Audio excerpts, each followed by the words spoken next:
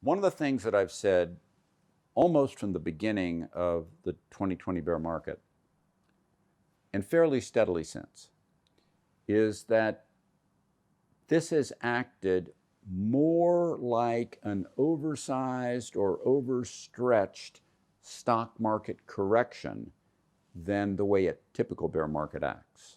Now, by correction, that's normally defined as a drop of more than 10% but less than 20% that kind of comes out of nowhere pretty darn fast, relatively steep, has a scary story, ends and reverses about as fast as it came within a bull market and moves on to new highs.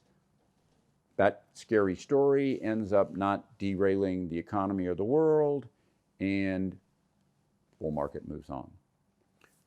A bear market is typically a drop of more than 20%, tends to precede normal economic recession, tends to be slower and longer, a year or two, typically has 2/3 of the magnitude drop of the bear market in the last 1/3 of its duration. Of all bear markets in measured history, over 55% of the drop comes in the last 3 months. But in that, this one was led down by smaller stocks, bigger stocks that led the market beforehand, and growthier ones with fat gross operating profit margins fell less. Then they bounced back more. And that's the way more typically corrections act. Secondarily, this was a fast drop off the top, fastest ever, into bear market territory in 16 trading days with no prior warning. In that, that's more like a correction.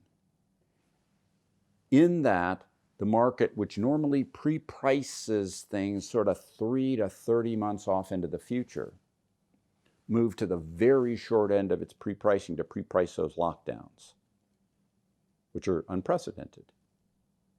The lockdowns aimed at slowing the growth of coronavirus.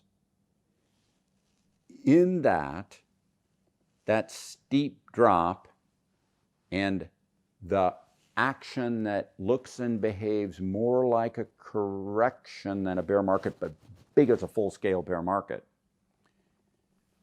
probably argues that if we keep acting that way, we will actually continue on the path of the types of things that acted best in the prior bull market, which is what normally happens in the aftermath of a correction. And therefore, my view is it still makes sense now, when so many others are biased and therefore pre-priced to want to own smaller in value stocks, to be aimed at those same kinds of stocks that were doing the best in the last few years of the long bull market that we had.